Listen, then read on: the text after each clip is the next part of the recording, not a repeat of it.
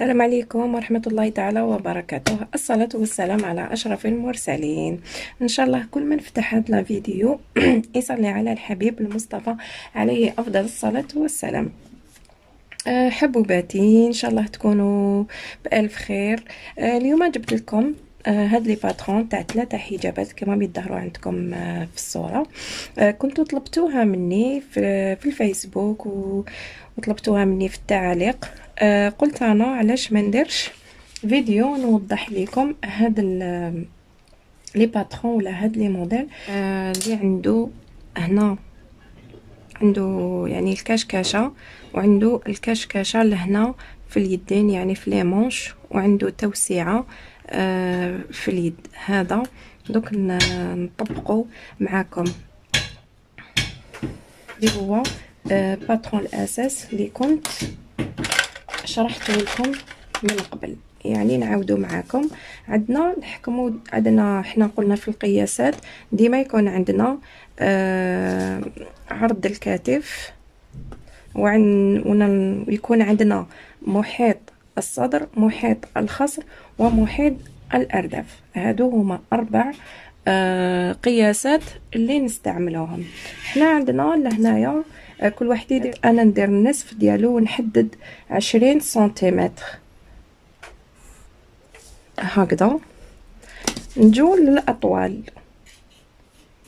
عندنا طول الصدر 23 سنتيم، وعندنا طول الخصر 40 سنتيم، وعندنا طول الارداف 60 سنتيم.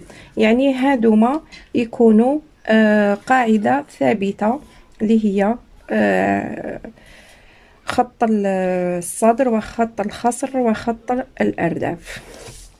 لهنا واش عندنا؟ نروحو نديرو خط الصدر اللي هو انا عندي قياس، كل واحد يدير بالقياس ديالو. انا عندي قياس الصدر 100 سنتيم، نقسموها على 4 تعطينا 25 سنتيم، مع اللي نزيدوا لها 1 سنتيم تولي 26 سنتيم. ونحطوا القياس تاعنا في خط الصدر هكذا. عندنا قياس الخصر، انا عندي 80 قسمته على 4 تحصلت على 20 سنتيمتر، مع اللي زدت له 1 سنتيم عندي 21 سنتيم. كل واحد يتقيد بالقياسات ديالو. عندنا قياس الخصر. قياس الخصر انا عندي 110 كنقسمها على 4 لقيت 28، زدت لها داك الواحد تولي لي 29. هادو هما القياسات ديالي اللي نبني عليهم الباترون.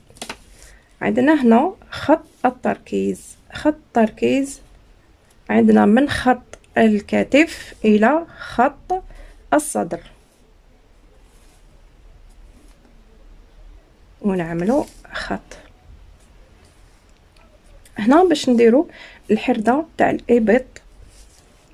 واش راح نديروا؟ عندنا نحو هنا في خط الكتف 8 سنتيم للرقبه، واللي المسافه هذيك اللي تقعد لنا هي خط الكتفين. ننزلوا ب2 سنتيم في خط التركيز هكذا. عندنا الرقبه تاعنا نديروا فيها 10 سنتيم طول، ونعاودوا نغلقوا بالعرض 8 سنتيم. بالنسبه لرقبه الخلف نحبطوا ب2 سنتيم،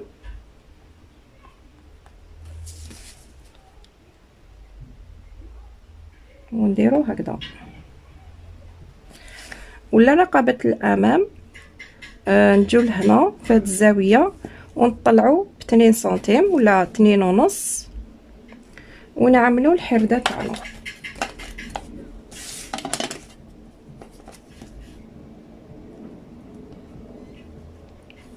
اللي هي هكذا.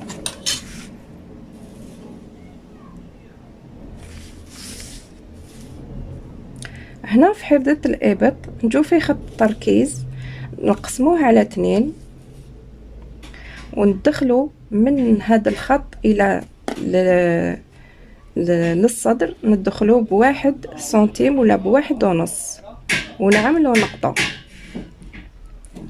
نجو هنا في الزاوية هذه نطلعو ب2 سنتيم ونعملو نقطة باش نجوزو بها في الحردة الابط ونربط هذوك النقاط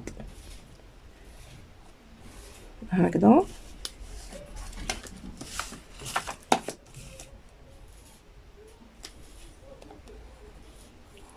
هاي لك حردة الابط تاعنا اللي درناها.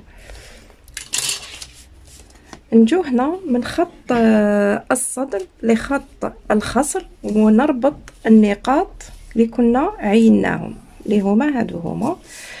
نزيدو لهنا من خط الخصر نحطو الخط الارداف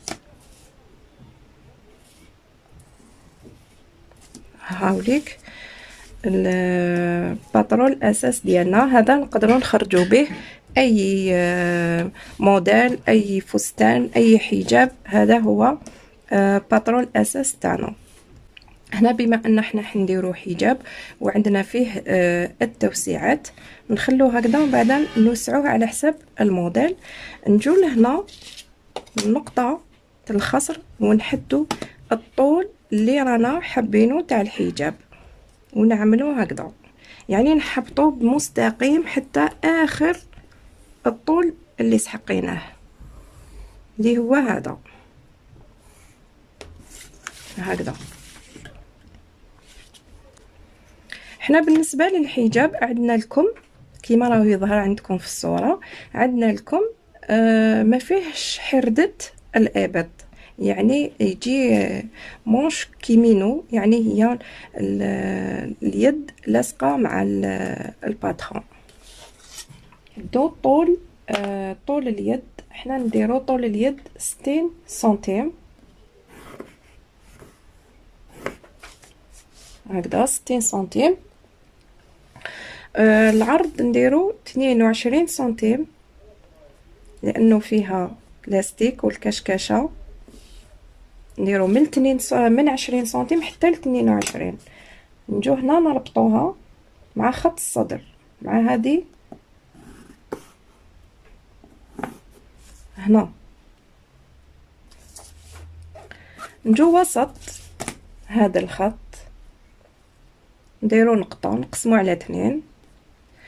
من النقطة هذه نحبطو ب3 سنتيم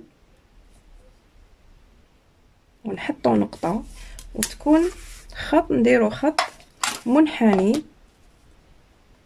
هكذا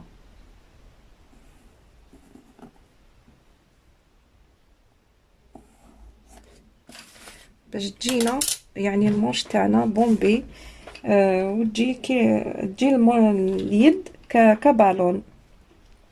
هذه هي الباترون. دوكا نعملوا له التوسيعات هنا في المونش في اليد نطلعوه حتى ل 15 سنتيم. نجو هنا من نقطة الكتف نطلعوه ب10 حتى ل 15 سنتيم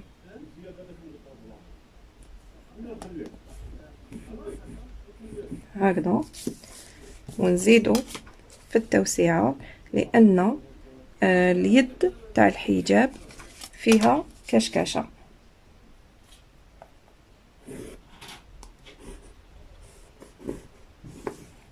هذه هي اليد تاع الحجاب اللي عندنا.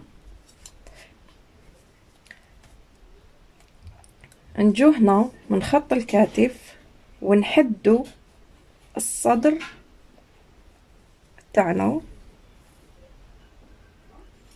لهنا، نزيدو نحبطو ب3 سنتيم. ولا كانت وحده شويه سمينه تحبط ب3 سنتيم، اذا كانت وحده رقيقه تحبط ب2 سنتيم هكذا. ونعملو الخط. بالنسبه للرقبه اذا حبيتوها شويه مغلوقه نخلوها كيما راهي 10 سنتيم، واذا حبينا نوسعوا فيها نحبطوا هنا ب 12 سنتيم، هكذا 12 سنتيم، ونوسعوا الرقبة تاعنا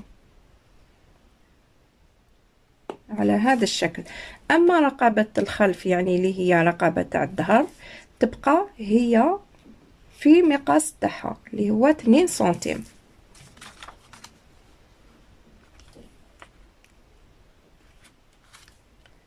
نزيدو نجو هنا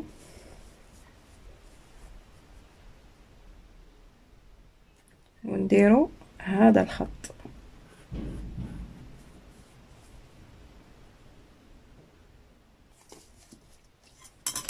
هذا نحانيوه مع لامونش. هذا هو الباترون تاع هذا الحجاب. نجو نقطعو هكذا،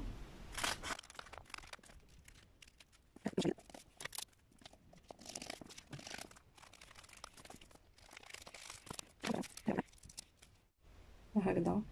هنايا هاد التوسيعه تاع لي فرانس يجو هنا لي فرانس، ولهنا هذا هو. دوكا نطبقوه قماش.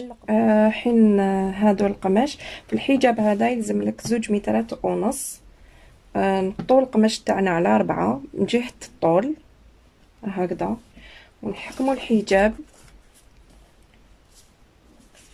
ونحطو هكذا، ونخلو من هاد الجهة اللي تكون جهة مغلقة رايحين نخلو 10 سنتيمتر للكشكشة، ونحطو الموديل تاعنا يعني اللي هو الباترون تاعنا.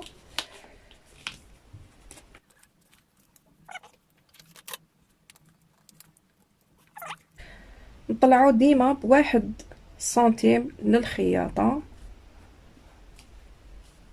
1 سنتيم للخياطة على هذا الشكل.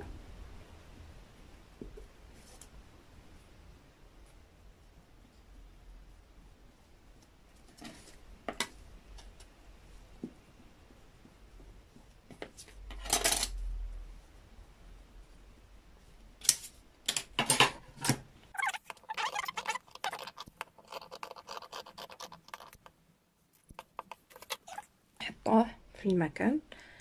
نجو لهنا للمونش يعني لليد ديالنا، نحكمو ديك القطعه اللي تبقى لنا من التحت، هاي ليك قطعه بالطول، نديروها على 2، من بعد نحكمو من الجهه هذه ونعطويوها على 2 هكذا.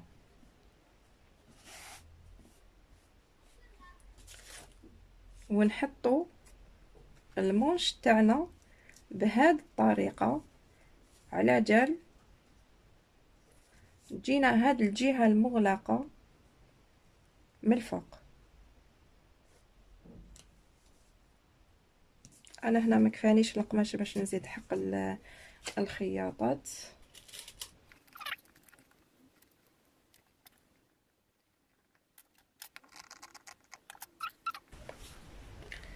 نجو نزيدو نحكمو القطعه باش نفصلو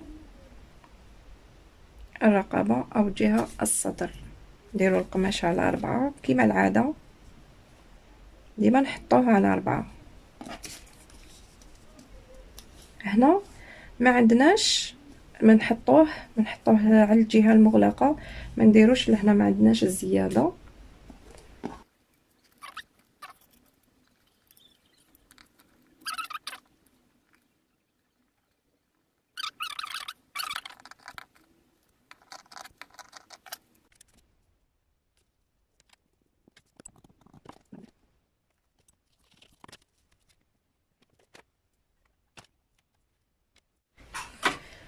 عندنا لهنا حكمنا الكتف الظهر مع الامام، خيطناهم هنايا في الكتف، ومن بعد نحدوهم وهذه هي النتيجة اللي تكون عندنا.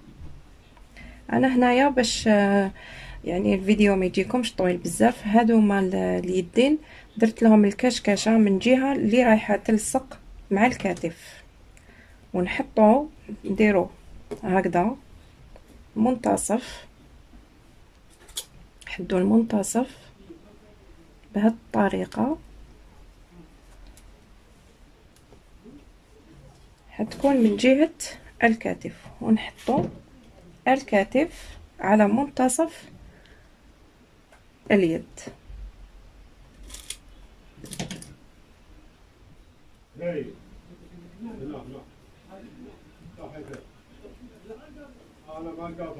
ونطلعوا هاد الكشكشة على حسب الصدر اللي عندنا. ان شاء الله تكون الطريقة مفهومة.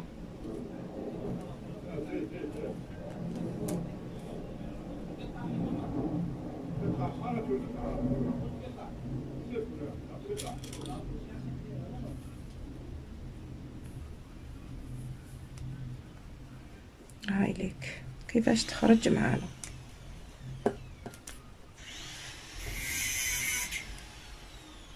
شوفوا معايا، حكمنا اليد مع الصدر، هاي ليك بالطريقه هذه هي اللي حيت تكون هذيك الكشكشه.